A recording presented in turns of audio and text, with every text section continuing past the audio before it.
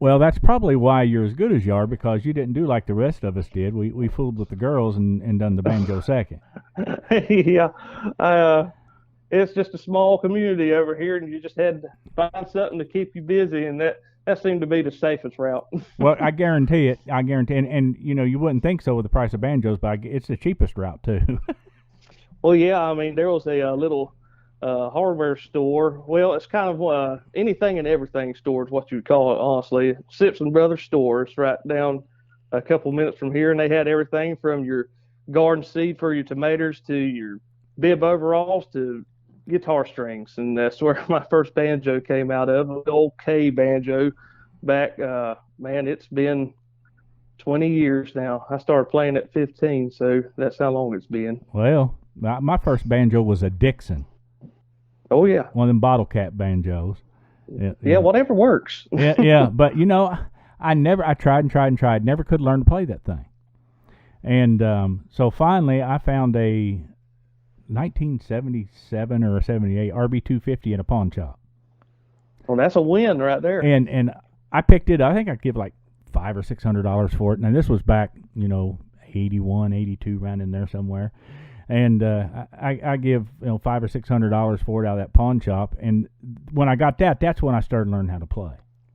Oh yeah. Well, I've always said, I mean, you can learn you can learn about on anything, but to learn well, that's a totally different thing. And I've always said for anybody learning the banjo, if you can go ahead and get something that's what I call half decent, it's a lot easier to learn on whenever it sounds good coming out of your end. Well, that and plus, as long as it plays well too.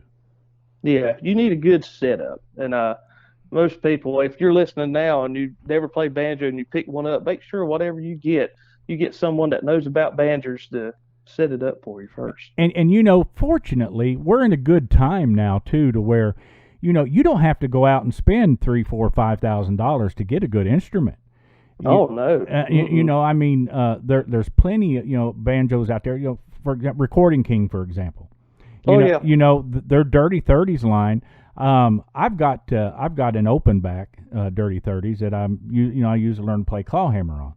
Yeah. But I end up playing it with my picks and just picking it up and playing it when I want to practice, because one, it's lightweight, it's not as loud as my tone ring banjos, and it plays really good, and stays in tune good. So I mean, you can go $300 to get you a Dirty Thirties banjo and learn to play on it. I mean, that's we're fortunate. Back when you and I first started, we didn't have that luxury, because they were either really good or they was really crappy. There was no in between.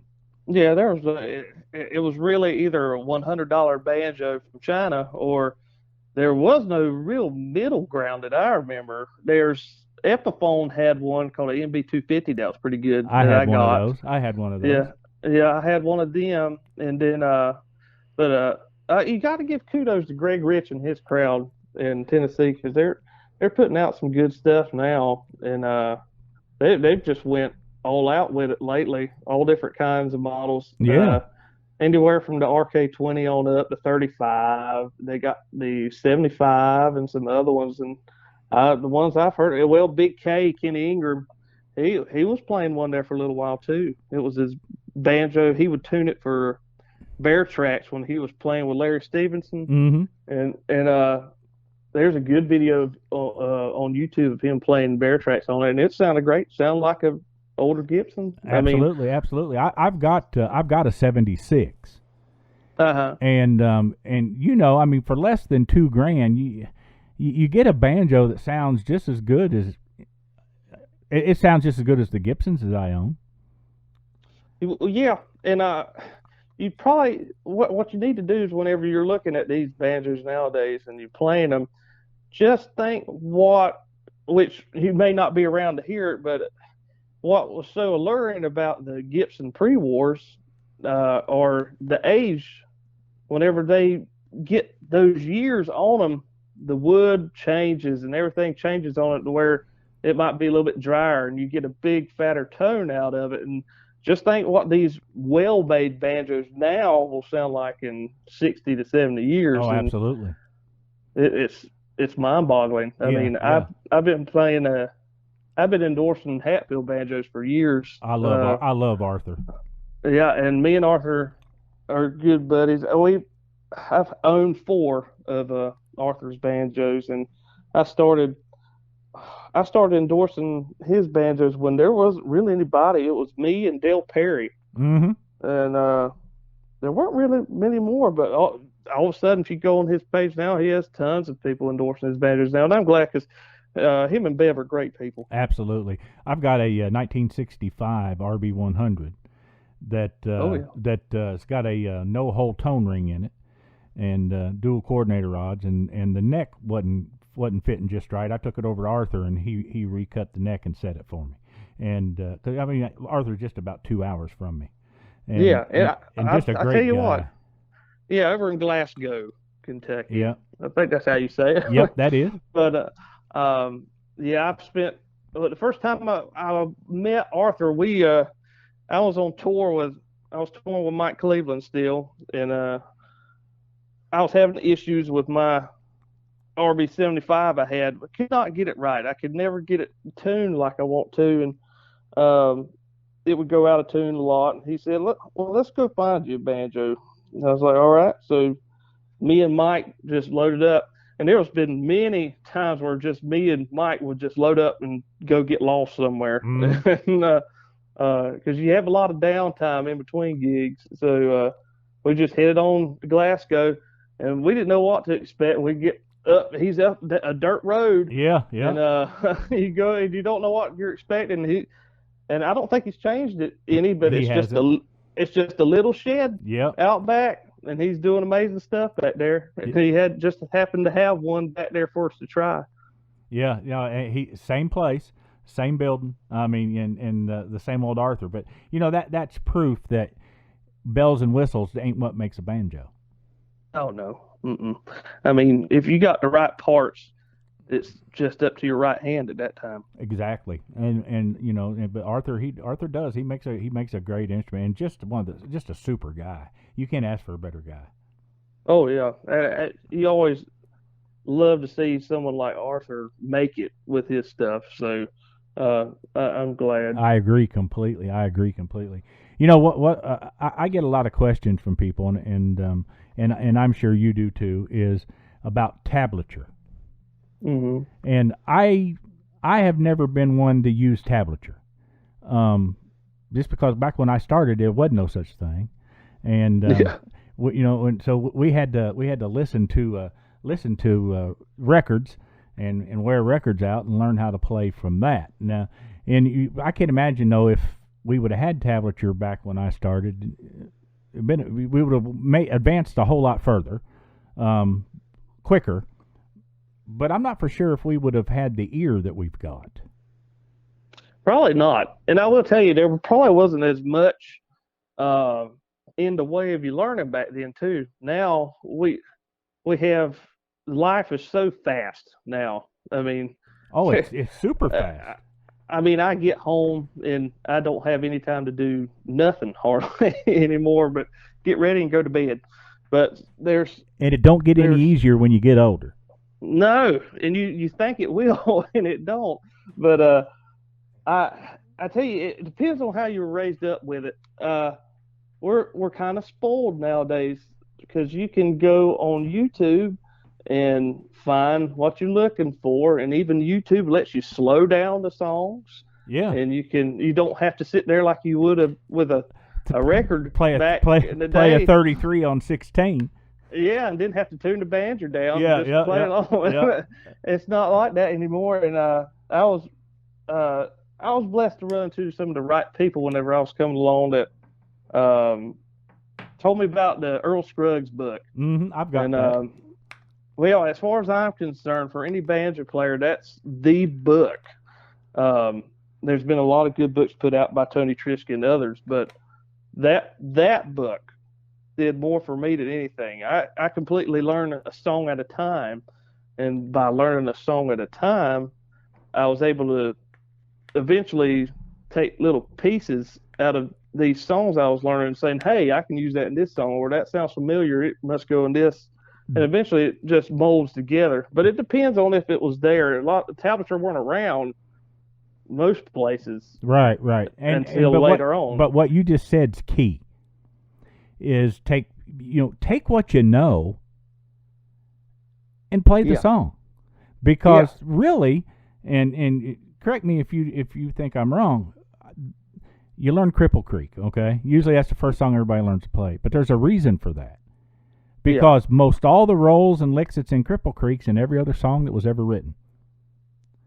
It's true. And Yeah, so if you take what you know, then you can learn these other songs. And I know you've got tablature on your Patreon site and all that, and that's great. But you know, but don't let that be a crutch. Let it be a learning tool. yeah. And that's what I mean. I would suggest that to anybody. I put out my videos on my channel just so I can give back a little bit to the bluegrass community because I've been pretty much a hermit since I quit touring. But you can get what you need out of just looking at a video and listening with your ear. It's all about if you can train your ear to know what it's hearing, so that whenever you hear another song, you're like, "Hey, that's in the song I just learned." Yep. You can start puzzle piecing stuff together, and before too long, everybody talks about that light switch effect where it's Yeah, like, yeah, yeah. oh, there it is, and after that, it's pretty much all downhill. Well, I say downhill. You'll never be. I'm always striving to be a better banjo player, and people think, well, and I've been asked plenty of times, when do you know you've got it? And I was like, well, let me tell you, you never will get it. No, no, no. You won't. You have your heroes like Earl, and you'll be like, well, he had it, which I'm pretty sure Earl just kept on plugging away, doing new stuff. I mean, look at the Scruggs review in the Exactly, 70s. He exactly. was always doing something different. And I'm sure if you ask Bela Fleck, do you think he knows it all? And he'll be like, no, there's so much more. Exactly right. And Jim Pankey and I talk about that all the time. You know, you never know it all. Yeah. Thank God, because if you thought you knew it all, then what motivation would you have to get any better? Oh, that's true. I have tons of stuff in my head sitting songs that, you know what, I need to learn that song. Yeah, I'm the uh, same way. I'll write them down like, well, we need to learn this one. I think it's a misconception that once someone hears someone play the banjo as good as they do, they must know it all. But we don't. We don't know No, no. nothing. But I tell you what I really like about your playing compared to other banjo players today is your tone, your phrasing. It's John Mark Batchelor. Well, that's good to hear. Well, no, sir, and there's nothing that grinds my nerves worse more than the majority of these banjo players out there today. And I'm probably going to make somebody mad, but I don't care. It's the truth, and it's I'm all about that. Is that they all sound the same. They sound like they're playing with a metronome. It's perfect timing. It's sounds like somebody typing on a typewriter, and that's not the way bluegrass music's supposed to be. Bluegrass music's supposed to be about feeling, playing from the heart, and feeling that go up and down, and Yeah, when everything is so tight that it's dry, I don't want any part of it anymore. yeah, that natural tug and pull. If you'll go back and try to put a metronome on top of stuff that Flat and Scruggs did, It won't work. it ain't gonna work. There's a natural tug and pull whenever you're in a groove where you move with each other. Yep. Now, you can get that. You can get that with perfect timing because I've experienced it, but most of the time, you just want to go with the flow. Yeah. So Yeah. there was plenty of times where when I was in Flamekeeper, we did everything extremely fast. Oh yeah, yeah. So, Mike likes to play fast. yeah, any song I would stand next to him and he'd get in my ear right before we start. He's like, "Play it fast." I'm like, "Well, that's what we'll do." But that's probably why I love JD Crowe so much, because JD didn't care. JD did it his Yep, way, yep. and whenever you heard JD play Train 45, I'll tell you, JD didn't try to play it as fast as he could, No, because JD's notes were so fat whenever he was playing it, he could make it seem like he was playing warp speed, but he wasn't, I because agree. he was feeling every note. This syncopation of his playing just filled the air, Yep. and it's hard to explain to Well, and to you know, some and people. JD's right hand, JD's banjo, and JD's told me this. He said, you know, if you play that banjo or anybody else plays that banjo, he said it's going to sound like crap. Hmm. But he said I figured the banjo out in the way that I play it, and that's the reason I get the tone that I do with it. But he said Earl could pick this banjo up for even, and it would sound horrible in Earl's hands. And Yeah, so JD he was just, I mean, unbelievable right hand and the understanding of the instrument. yeah, and it's weird you say that, because I've heard the same about people picking up Earl's Granada and playing it, and they said it just did not sound good. But you put it in Earl's hands, and it was a totally different instrument. Absolutely, and but that's one thing I wanted to make sure that I told you, is because you don't try to sound like anybody else, and thank you for that. I mean, you can tell that it's John playing, and I appreciate that. Well, we're living in a kind of a, well, bluegrass has its ebbs and flows with what it wants to sound like, and most of you younger people now want to do. Oh, I don't want to bring up the word, but they say mash a Yeah. Oh yeah. lot. Yeah. Yeah. I like to It's mash a it with a hammer.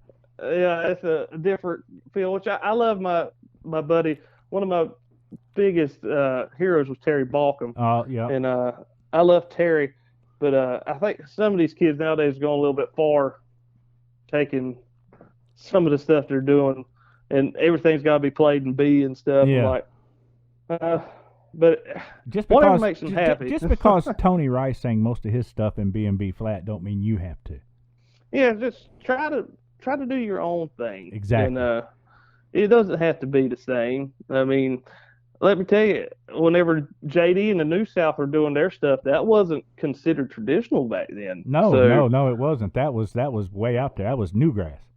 yeah, so And I remember it well. I mean, back in the mid and late '80s, even all the way up, well, all the way up into the '90s, late '90s, I had a band. We was pretty popular, and we done all the same shows with Crow and the Osborne Brothers, and I got to Jimmy Martin. I got to see all those guys, and play the same shows with them, and JD would come to the stage, and I had to go stand out front and watch, but the people back then, they didn't know what to think of it, yeah, and because they was used to Flat and Scruggs and Jim and Jesse and Jimmy Martin, they was used to that, and then yeah, here comes JD with this super band, just flat blowing the doors off of something, taking songs like Blue Ridge Cabin Home, and I mean making it sound like something they've never heard before, and it was just mind blowing. But man, what a forefront!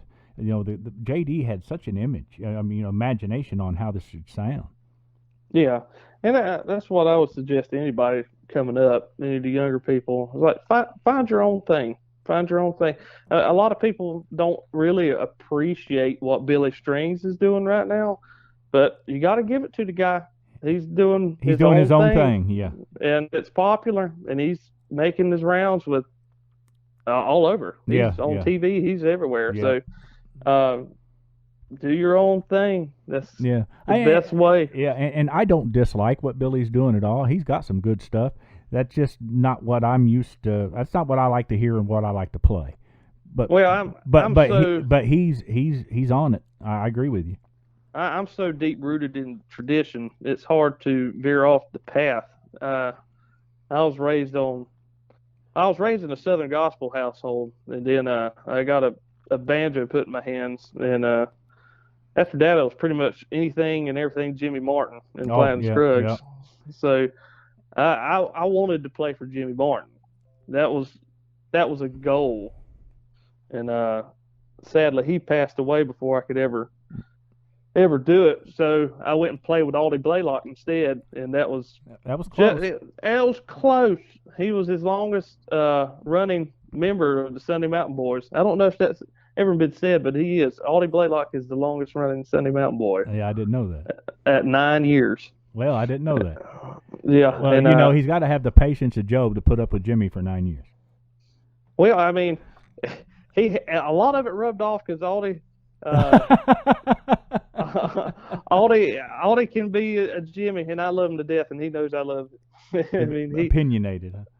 Yeah, he used to call me every now and then. I haven't heard from him in a while, but I'm glad he's still out there. He was one of my favorite people to play with because he would get that guitar right up on you, and he'd stick it on you, and push it. And we pushed the beat. We didn't. We would push it. We'd start the song, and we'd push it to the end, and that's pretty much how Jimmy did it. I mean, Jimmy liked to put on a show, and so does Aldy. So if you ever get to see him, go see Aldy because that's about as close to Jimmy Martin as you'll get nowadays. Absolutely. And did you know that Paul Williams is married to Jimmy Martin's sister? Yeah, and I met Paul down at a place called Hooper's Barn in LaGrange, Georgia. Mm-hmm. It's a big spot for country acts coming through. Right. It's half seafood restaurant, half concert hall, and we were doing a show opening up for Gene Watson one day. 14 karat mine. Yeah, Mr. Farewell Party. Yeah. And Paul, it was us and Paul Williams and the Victory Trio that was opening up for Gene. And that's the first time I met Paul. And let me tell you about the character of Paul Williams.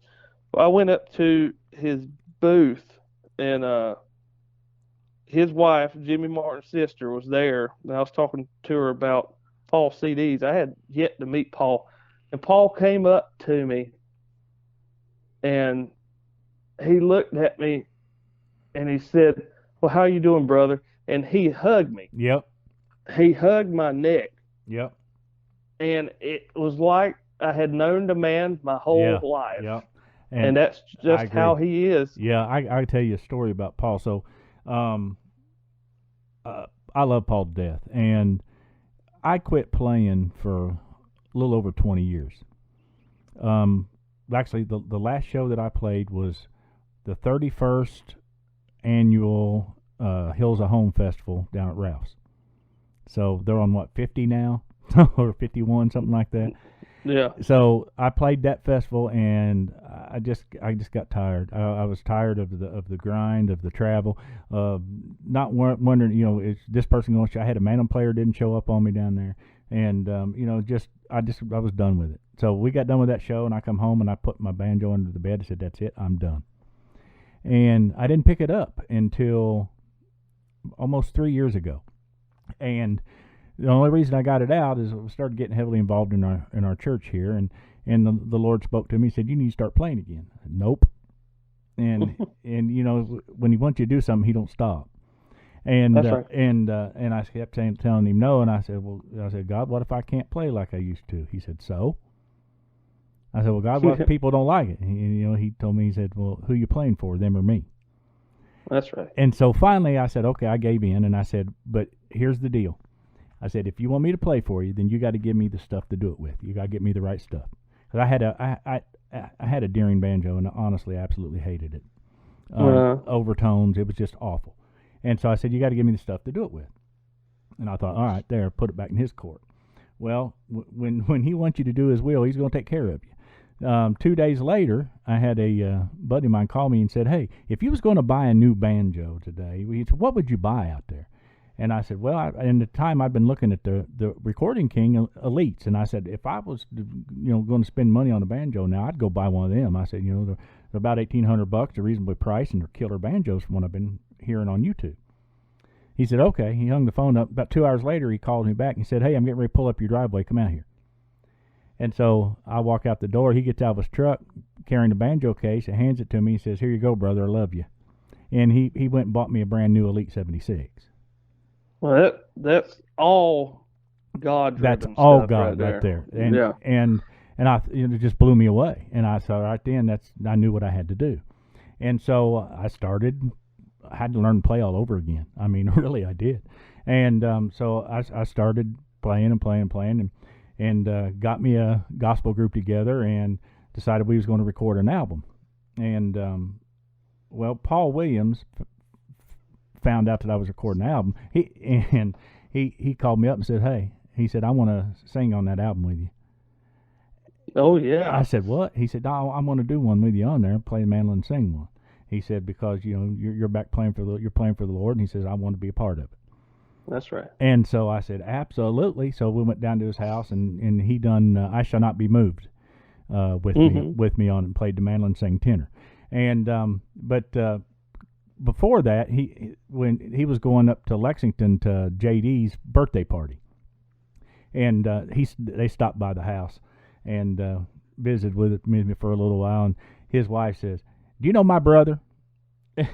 And I said, yeah. She said, what'd you think of him? I mean, she's just straightforward like Jimmy. Yeah, same as Jimmy. And I didn't want to, I thought for a minute, I said, well, I liked his music. And she said, well, that's what everybody says, but he wasn't much of a person, was he?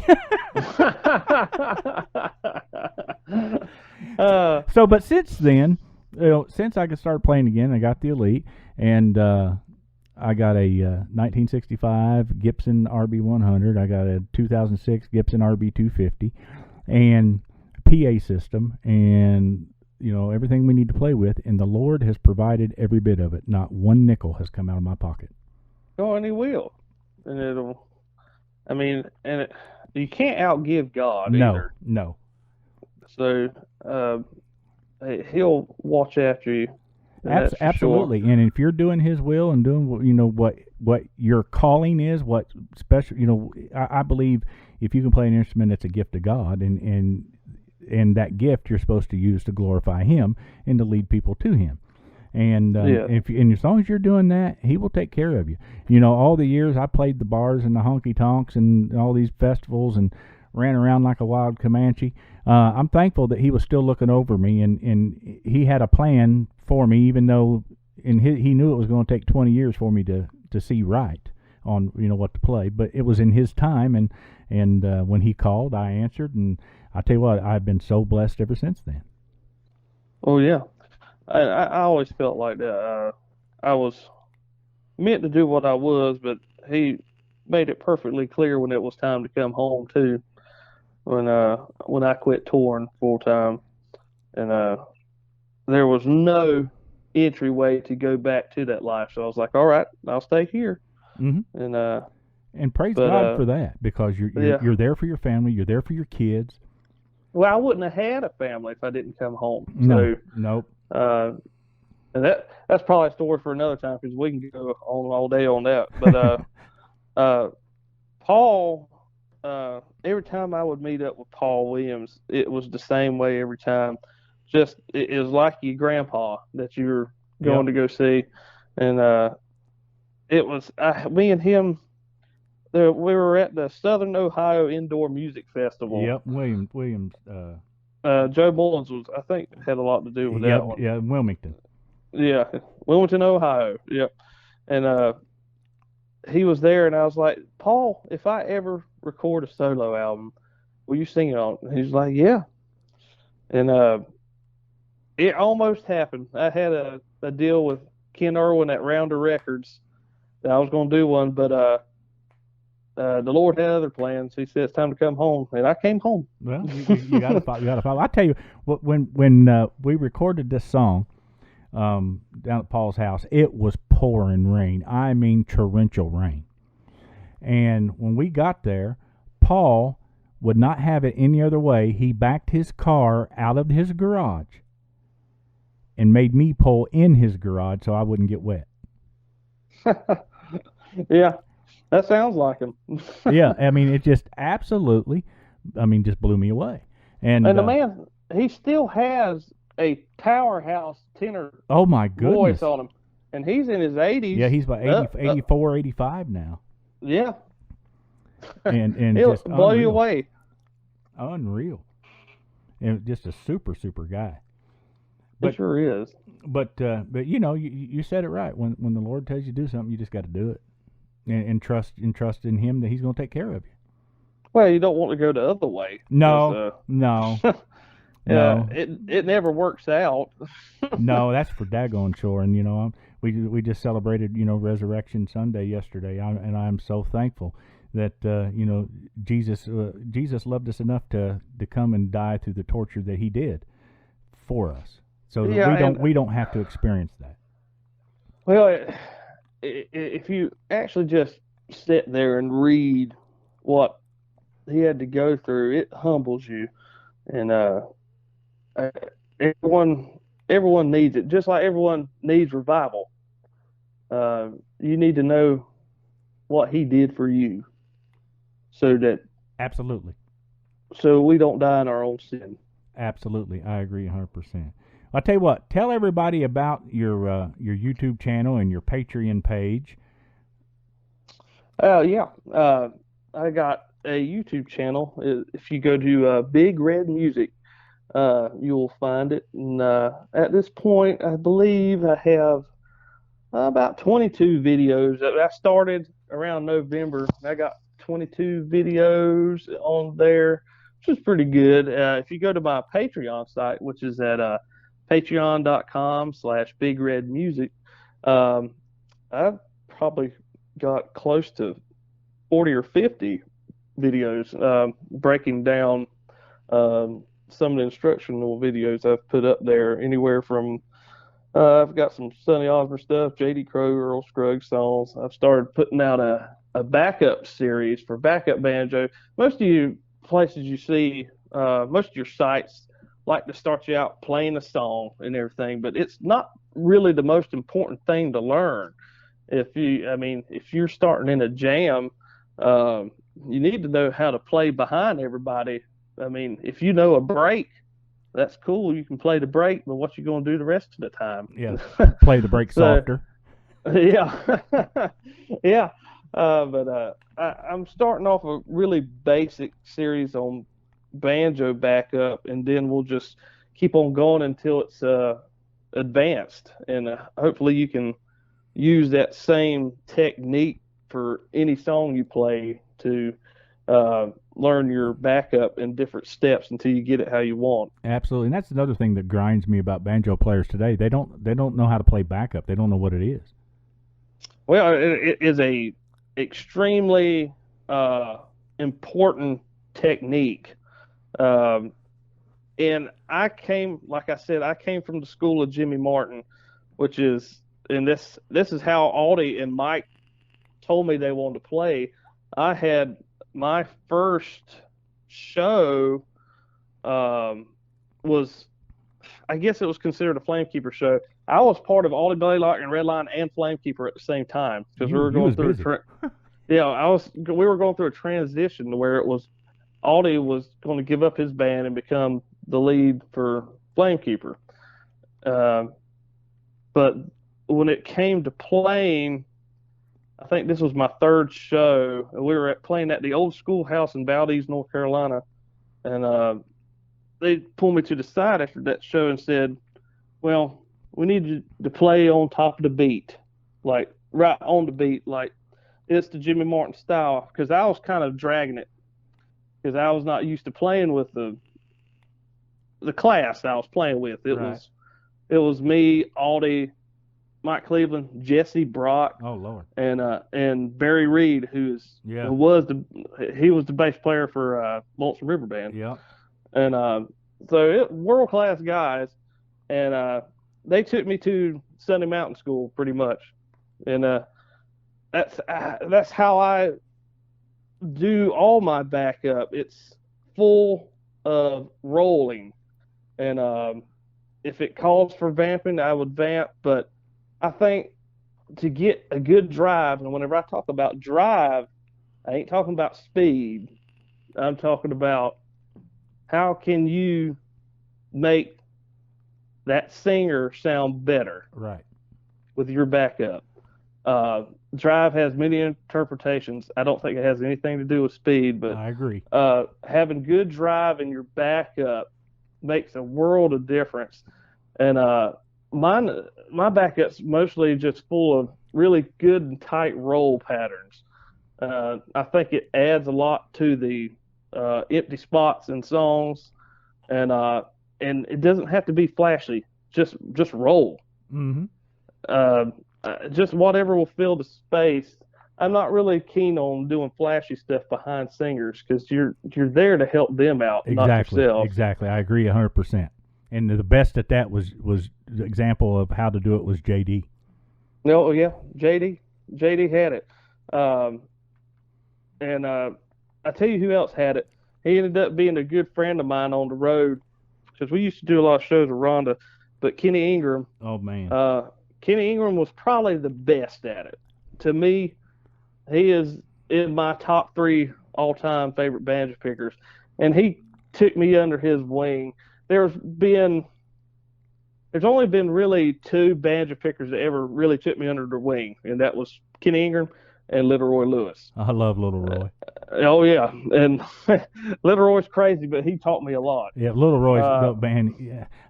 We was playing. This is probably 85 or 86. We was playing a festival, and we was on. Lewis family was on after us, and we got done with our last song, and Little Roy is standing there off the side of the stage getting ready to come on. Well, the crowd's a hooping and a hollering and a squalling, and so I just walk off because I said, well, they're just hollering because they want to hear Little Roy. And Little Roy stopped me, and he said in his Georgia voice, I can't do it, but he said, "Boy, have you lost your mind?" I said, "What are you oh talking yeah, about, Little Roy?" He said, "They're wanting another one. Get out there and give it to them." yeah, and he'll jump right there on stage with you if you Oh don't yeah, watch out. yeah. But yeah, Big K, he and Kenny's the one that gave me my Big Red nickname because we happened to come up to Thomas Point Beach up in Maine at that festival, and he was back there warming up, and I walked up and he yelled, "There's Big Red," and I've always took a big honor to that because that was Big K. Yeah, exactly, And exactly. he we had a soft spot for each other in our picking.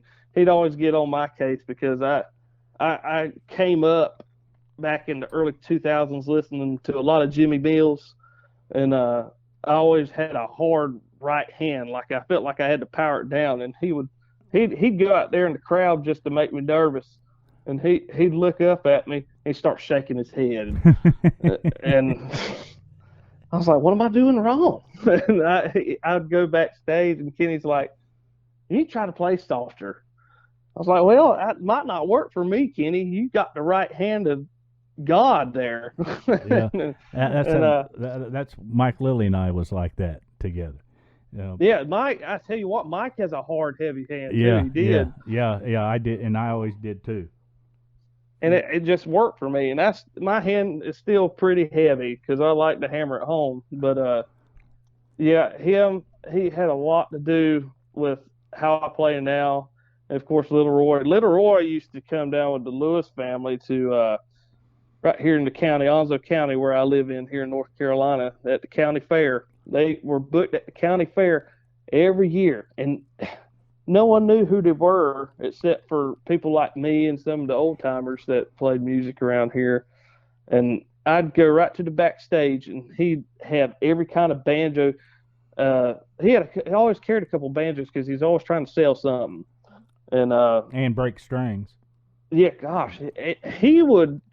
Whenever he got there, he would open the case and go ahead and remove the first string that he had played for the show before. He'd put a whole new first string on because he knew it was going to break it. So he always did that. And he always had a banjo. He had to show me, like, I remember the last times I saw him, he showed me a pretty bow tie RB250, all original from the 60s, that a woman that gave him, her husband had passed away, and she said, well, I need to give it to Little Roy. I was like, "Wow, my Lord, I don't know how you running into these Yeah, people, yeah, yeah. but Do you know any more? yeah, I need to know your friends, bro." But Yeah, 'cause that's he my always dream banjo. he always had a story or something that he didn't think I might know. He's sitting there, he's like, "Well, Earl was at the house the other day and he told me how to do this right here. This is how he plays Sally good, and this is how I do it. This is how he did it, but this is how I do it." And like the Foggy Mountain Roll, he's like, "This is how Earl played it. This is how I play it." Yeah.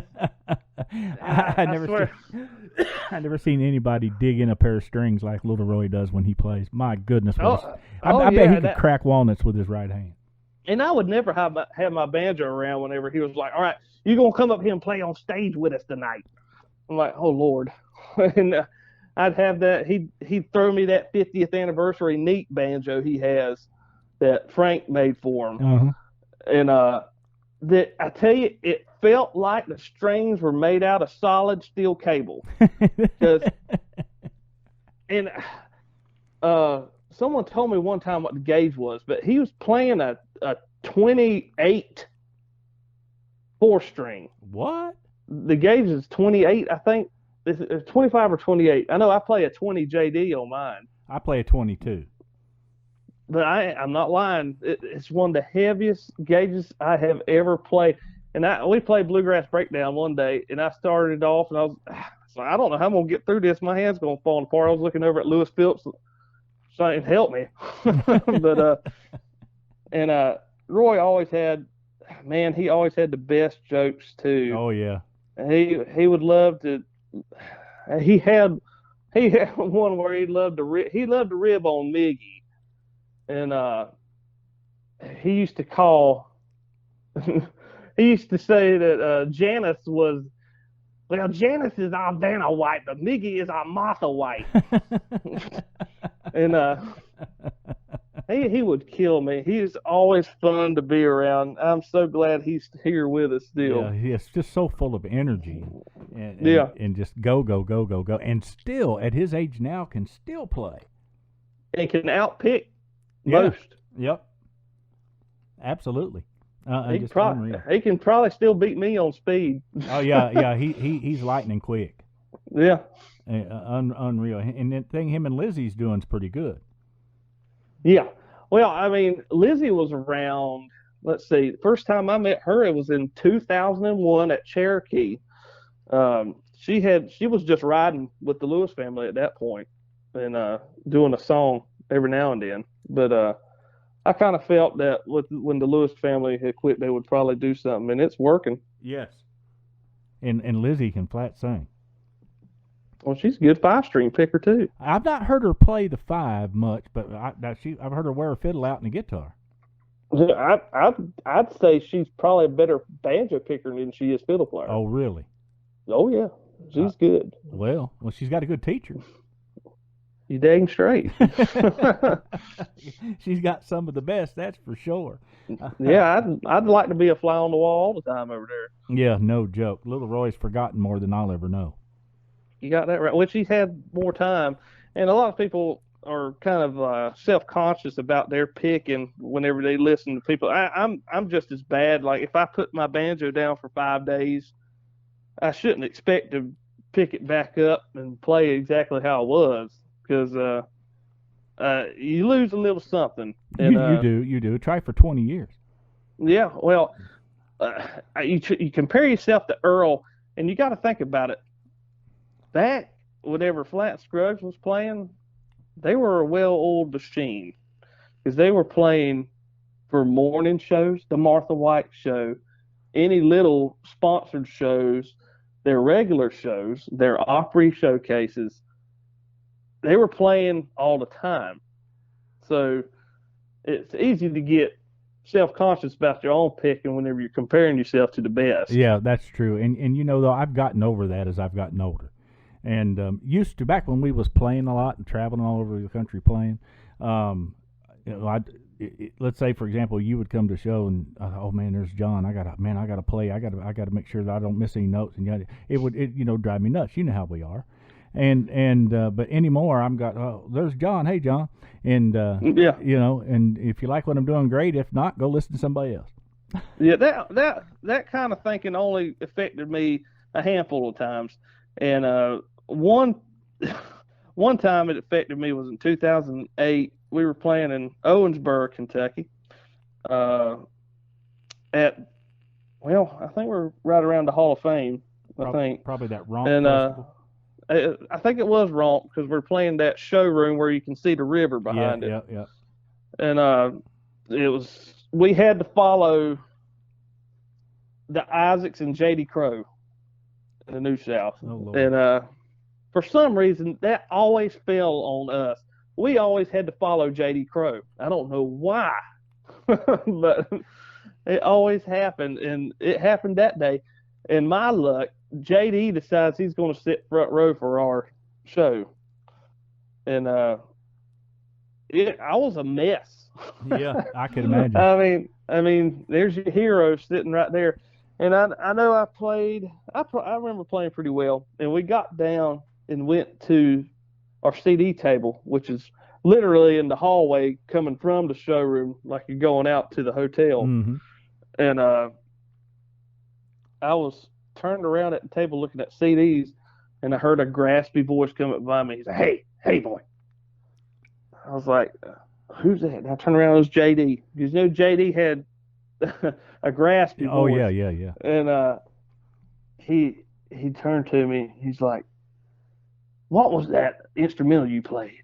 I was like, "That's the Tennessee Cut Up Breakdown, JD." And he's like, "Well, who did that?" I was like, "That's Reno. It's Don Reno." He's like, "That's right." He's like, "Man, you played the mess out of that." I was like, but I will warn you, he didn't say mess. Yeah, yeah, yeah. He said a bad word, but it tickled me so good, and I'll never forget it. And it's so cool to get the approval of your heroes, and this has got to be one of the only music forms out there where you can rub shoulders with your heroes and be treated like family. Um, I got it from JD. Another one of my Badger heroes was Tom Adams, and Mm-hmm. I had him. He stood and watched me off the side of a stage when we played in Winchester, Virginia, which happened to be Marshall Wilburn's hometown, and that's whenever Marshall was playing bass for us. And I got done with the show, and I was going through a little stage of my banjo picking where I wanted to play like Tom some. So we did some Johnson Mountain Boys tunes, and we got down, and he came to me afterwards. And this is during his bout of dystonia when it was really affecting him, and he hadn't even started playing the two finger style he's doing right now. And he told me, he's like, "Man, just listening to you play makes me feel like I can play again." And that was a big honor for me on Oh, that one absolutely. too. Mine was Sonny Osborne. It was I'd been playing banjo about 6 months and was already playing in a band. And but that first 6 months I was 8 9 hours a day, 7 days a week practicing. And but I was already playing band. We was playing a festival with the Osborne brothers, and we was backstage warming up. Playing, I was playing Foggy Mountain Breakdown, and Sonny come over and stood next to me. And you talking about scaring somebody to death? Here 17, 18-year-old kid scared plumb to death. And he listened to me play Foggy Mountain Breakdown. When I got done, he looked at me, and I don't know if you've ever talked to Sonny much, but Sonny's not much on compliments.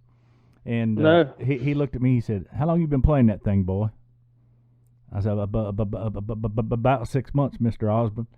He just shook his head, and I never could keep my ring finger down. Still can't. But Sonny was old school. He said, but he told me, he said, "You keep that ring finger down, you'll have it licked." And he turned around and walked off.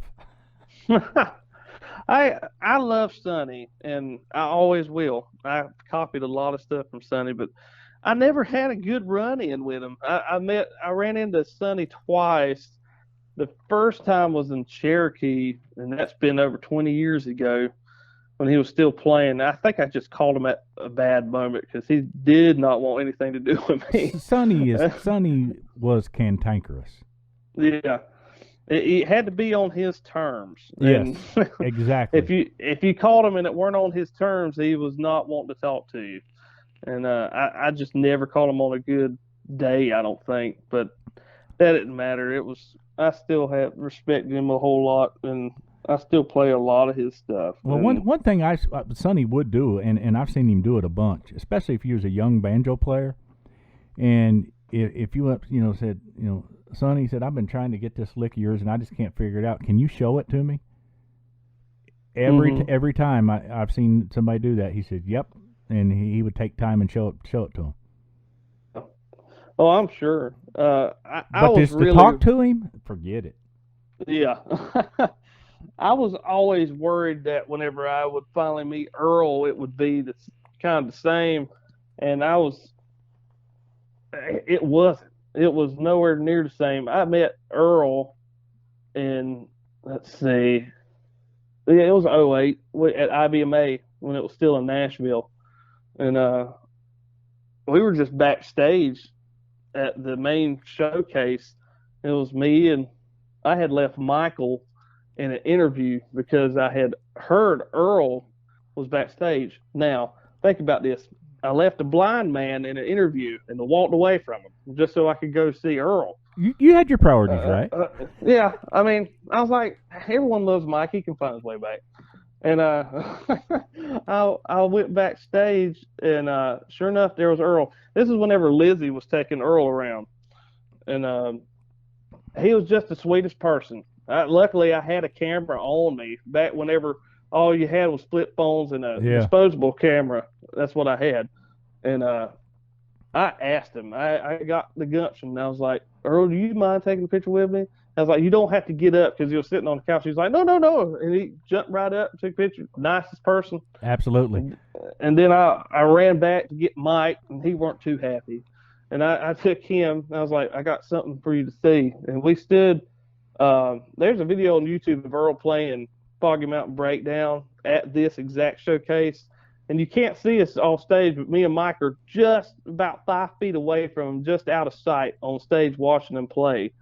And that was an experience for both of us because Mike was grinning ear to ear, and I was. And it's always fun to meet your heroes. Yeah, I never did get a chance to meet Earl, and that was on my bucket list, but unfortunately, I didn't get the chance to do that.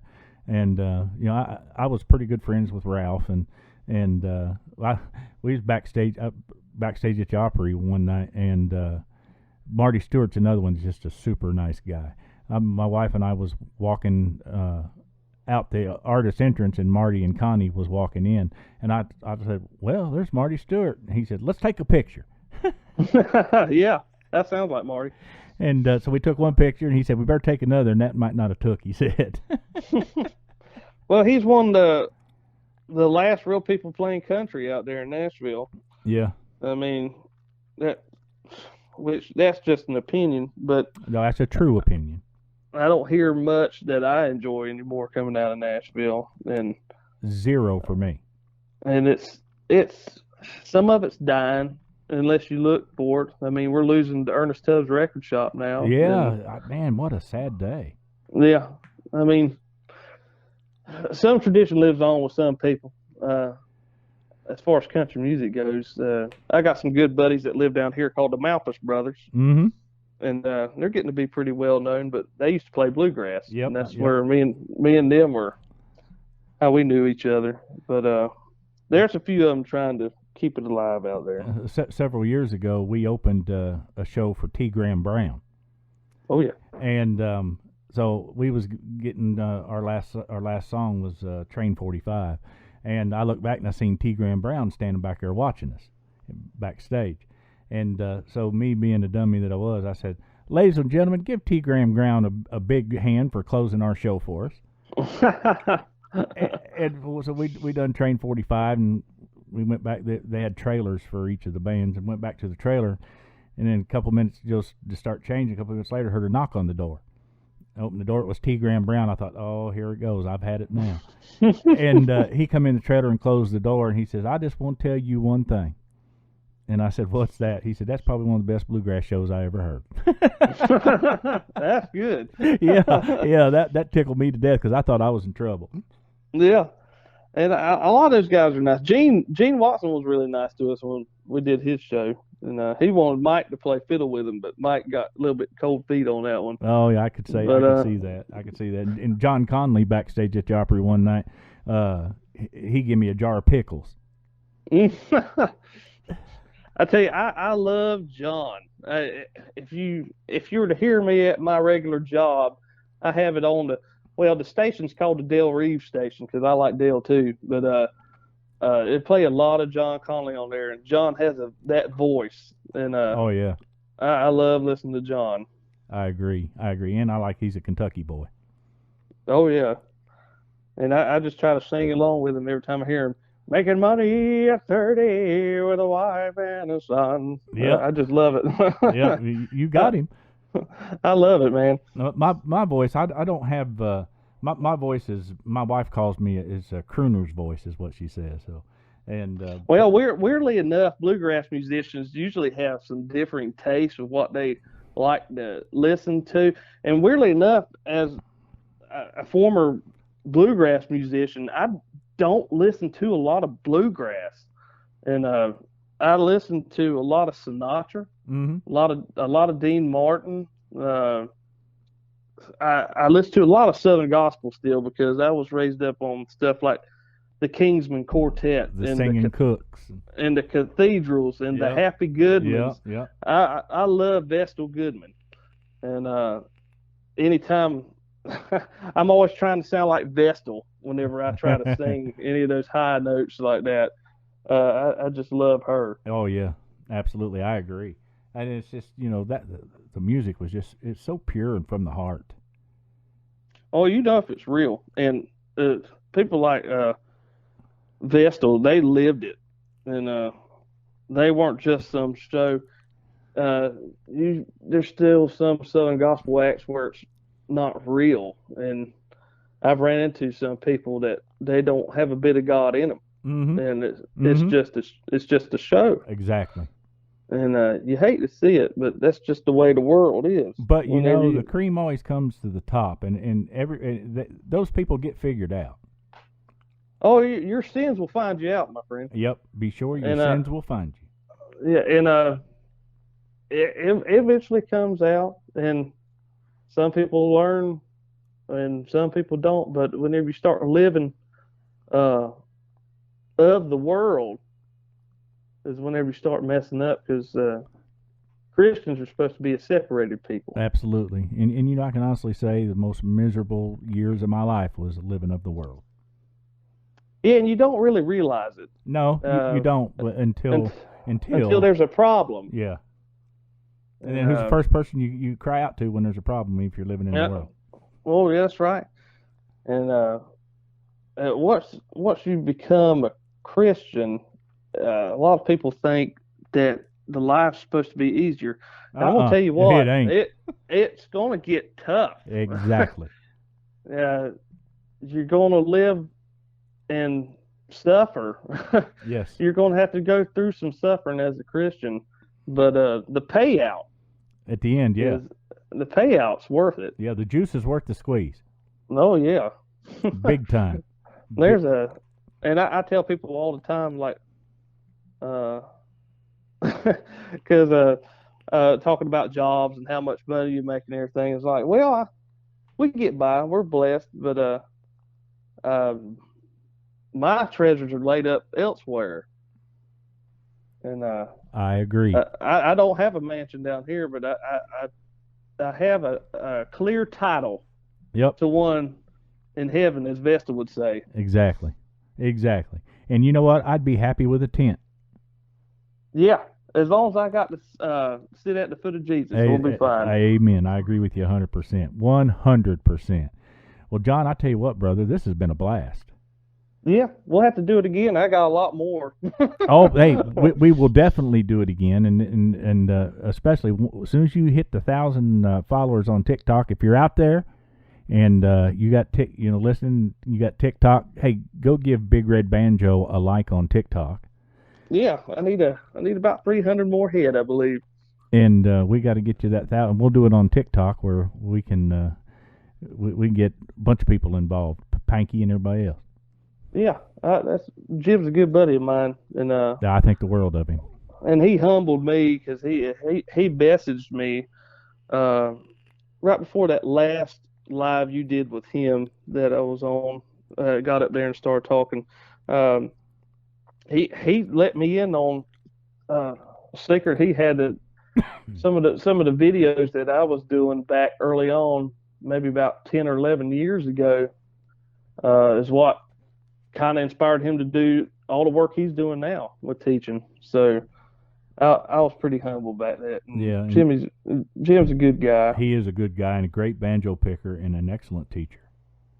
He is. He's got that going for him. He definitely does. He took it and ran with it. He knows how to get to people. He's got a naturally. He's gifted at talking, and that's something I've never been able to do. I'm not a good talker. So, You do just fine. well, I mean, for stuff like this, but I tell you, whenever you're trying to do these videos and you're talking to a screen, Mm-hmm.